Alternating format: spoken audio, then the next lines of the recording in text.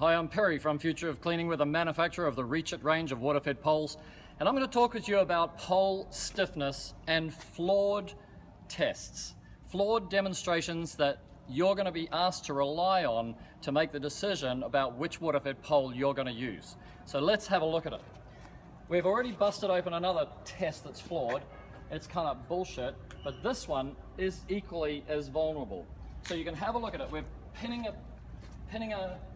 the same two poles. We haven't touched anything, except we've put them on this trolley. And then you come down here and have a look, and then this is the shot you're going to see, right? And then see that? That's how you're going to make your decision. Based on these two poles, they're pretty much the same. So which one would you recommend to me, right? Now let's have a look. Actually, I fiddled this one a little bit. I got a 3/8 inch bolt, you see here? And I'm just going to lift that up gently and take that 3/8 inch bolt and drop that down. Let's have a look now. Okay, so now this test, whoa, that silver pole's looking a bit better, right?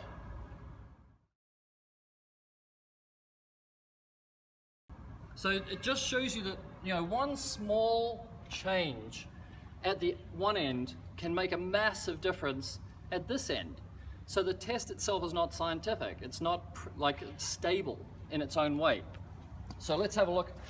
Bob, if you grab that end, let's have a look what they look like when you do the proper test. Now we wrote, this is called LDI, Links Displacement Index. We wrote a white paper for IWCA to submit to OSHA for the I-14 window cleaning safety guidelines. And everybody in our industry, every retailer has read this test. And this is the proper test. You put a weight in the middle of the pole, and that tells you its rigidity, length displacement. Now you have a look at the other one, and that tells you its lack of rigidity. So that test, the flat bench one, where they all get extended, is flawed, and you should not rely on it. This test much more represents what actually happens to your pole when you're using it out there cleaning windows, because you're going to apply acceleration in the Z direction, right? Acceleration, and that acceleration is going to be transferred where the pole is, you're going like this and the brush is going like this, and you're trying to get this energy into that energy. And the more rigid that pole is, it'll go like this, and the more flexible the pole is, it'll go like that. And that flexibility is the loss of your effort, the loss of your energy. It's actually converting to heat, but because it's so big, it's not happening.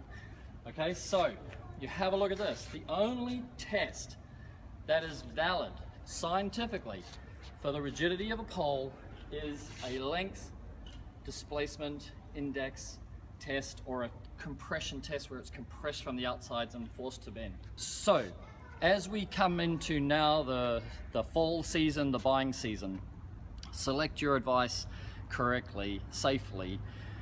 We're manufacturers, I promise you, we put every Reach It pole across this test, and you'll notice we haven't done this about the Reach It Mini or the Reach It Pro, because it's not about the pole or the results that are shown on those videos. It's about the test to show you that they're completely inaccurate and unable to be relied on.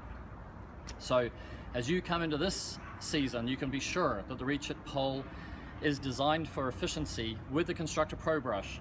And we have window cleaners that are operating 2 and 3 times faster, earning up to $200 and even $300 per hour, like using the Reach It system. And that's what we're focused on. Not just you can reach a higher window, but you can reach a higher hourly rate. And that's why professionals buy Reach It.